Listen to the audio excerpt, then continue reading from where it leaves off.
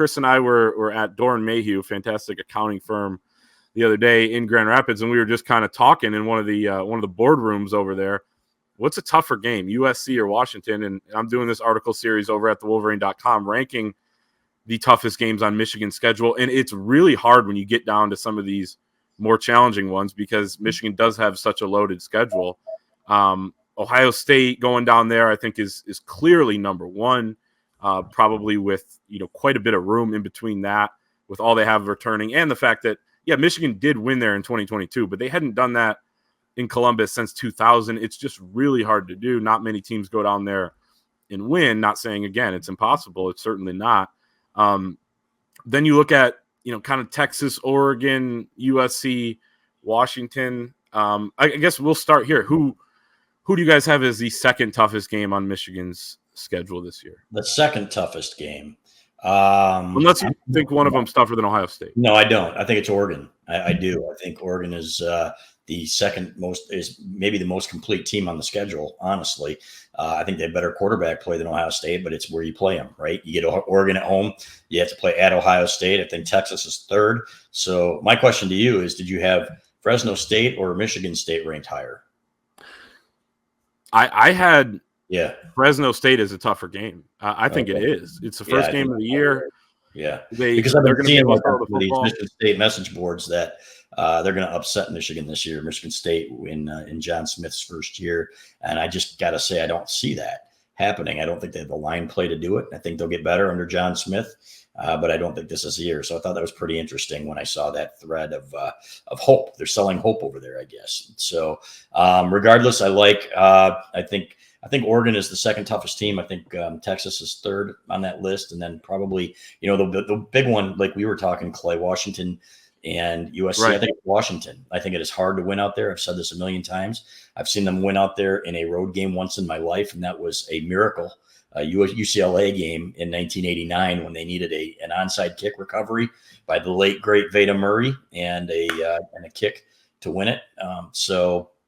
To me, when you play on the road and that place will be fired up, they've got enough talent, especially offensively. Michigan's defense travels, fellas, and that's the good point here. That's the good part about that. So, but that offense is going to have to put up some points out there, and it's going to be interesting. So, but man, what a tough 5 games that's going to be, and what an exciting 5 games that's going to be. I can't wait, fellas. Hopefully, you've both booked your flights. AB, I know that Clay has out to Washington, so we're going to have some fun out there. Yeah, it's a road trip I'm looking forward to. For me, it really, when you talk about Michigan has a hard time winning out there, it feels like the Rose Bowl was really the only time they've won out there, like in the last 30 years or so. And so, that's an interesting subplot with all of these teams, really, is how are they going to fare going coast to coast? And, for the West Coast teams coming to the East Coast and all that. I am putting the finishing touches on the Big Ten preview for the aforementioned football preview magazine. And I actually went through and went game by game with every team as I was putting this together. And it's kind of interesting to see the matchups that, this is a better team, but you got to go to UCLA or you have to go to Washington. And I think that Washington game is going to be a little tougher than some might think, especially given that it's kind of a kindred spirit in terms of Jed Fish. We know the type of program that he's going to build. Very much kind of in that Harbaugh mold as well. So, but for me, that second toughest game is Oregon. I think that, spoiler alert, I'm going to pick Oregon to win the Big Ten. I think they're the most complete team in the Big Ten. I think that they are the better coach team between them and Ohio State. Just my opinion, at least in terms of this group that they have coming back. So to me, it's Oregon. USC is going to be tough, but it's getting, there's some weird energy out there with Lincoln Riley right now. We know the Texas game will be difficult, but to me, I think when you look at what this college football playoff top 4 might look like, I think that there's a good chance that Ohio State and Oregon could be in that mix. So by virtue of that Oregon game to me, I think sticks out as very difficult. Yeah, I think that Oregon's probably a better team are going to be than Texas, but I think Texas is going to be a bigger challenge just because of where it's placed on the schedule with, Texas maybe knowing more what it's going to be than Michigan at that point in the season. But I mean, it's so tough to say. And then you guys went exactly where I wanted to go next, Chris. I would totally agree. The huge debate probably is 4 or 5 between Washington and USC. I agree it's Washington. When you look at it, you know, I know they're a Big Ten team now, but Michigan hasn't beaten a Pac-12 team on the road since 1989 UCLA game. 0-4 since. They lost at Utah in 15, lost at Oregon in 03. Washington, they lost in 01 and UCLA in 2000. I don't think I'm missing any there. And the one win over UCLA was by 1 point.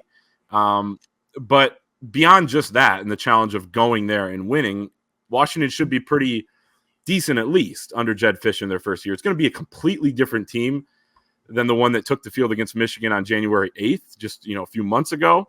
But they have Will Rogers at quarterback. They have 12 transfers coming in from Arizona, some of the top players from Jed Fish's former team coming over there. It's going to be hard for them all to gel together. You don't really know what they're going to be, but I think that's tough. And then USC is going to be good, though, in my opinion. And they got Dan Lynn as their D coordinator now, who's going to put in the same system that the Michigan's running under Wink Martindale. He worked under Wink Martindale with the Ravens in 2021. He turned around UCLA's defense from about 100th in the country to 15th last year, and now is kind of one of those rising stars in the profession. So that's an interesting one. I'm going to read off here the early game lines to some of these Michigan games and get your guys' reaction. Texas is a 3-point favorite at Michigan. USC is an 11-point underdog at Michigan. Washington's a 9-point underdog at home against Michigan. Oregon favored by 2.5 at the Big House. And then Ohio State a 10-point favorite in Columbus. Any of those stand out at all? Yeah, 3 of them. USC, Washington, and Ohio State. I think USC probably maybe a touchdown to 9.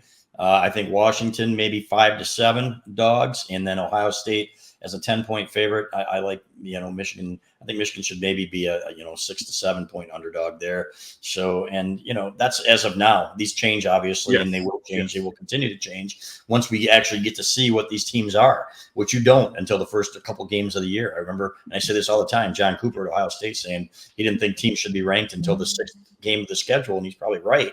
That's when you really know what these teams are. And if somebody's starting at 25 and the only reason they're at 5 instead of 1 when they've run the table is because of where they started, that's not right. So regardless, with the schedule and with the playoff now, if you perform well enough, you're going to get to the playoff and you're going to continue to ascend in the rankings. Michigan's going to probably start about 12, 13, do you think, fellas, when the AP poll comes out? Maybe a little higher than that. But I think higher. You think so? Yeah. I could see them being 8. Like 7, 8 feels 8, right. Okay. Yeah, and I guess there aren't that many great teams with great quarterbacks ahead of them. But regardless, I think to me this is a it's a crapshoot, and it really kind of depends on Michigan's quarterback as to what they're going to do. So I think I would put them with their defense. I'd put them in the top 10 for sure. So, but we have no idea what this offense is going to be. But regardless, that's where I am. Yeah, in terms of, when we see these games where Michigan is a 7.5 point favorite, 8-point favorite, I don't know that I'm quite confident enough in the offense yet, especially in those bigger games where you're like, okay, well, they're going to cover an 8-point spread or a 9-point spread as a favorite. That said, the flip side of that, when you look at them being at, 8.5-point favorite or underdog to Ohio State, that I think that's going to be a bar fight and a game that they could probably cover.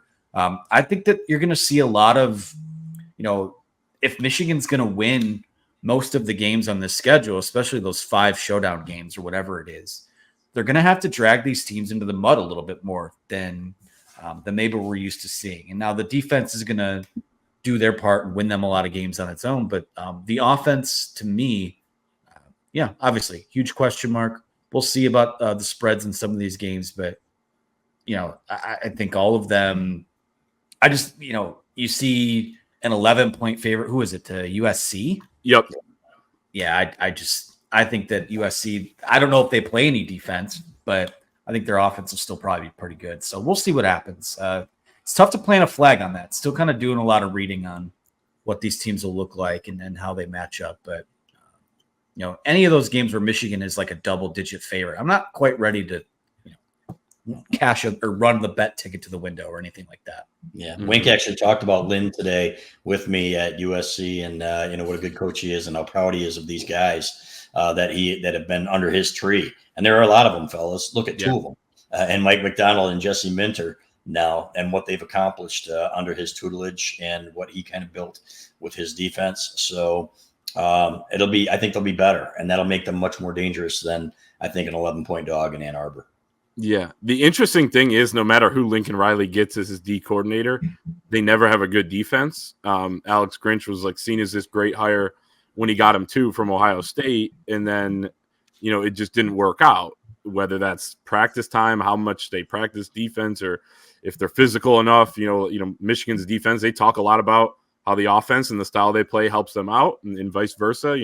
Ron Bellamy was talking this week about how the defense and all the variation, all the different coverages they run helps the receivers out. So I don't know what they're doing over there, or what he was doing at Oklahoma, but it just doesn't seem like they found that formula yet. But we shall see with Dan Lynn now as the D coordinator there.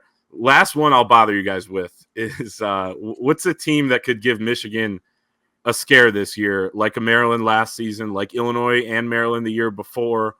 There could be that game, even when Michigan's blowing the majority of its opponents out.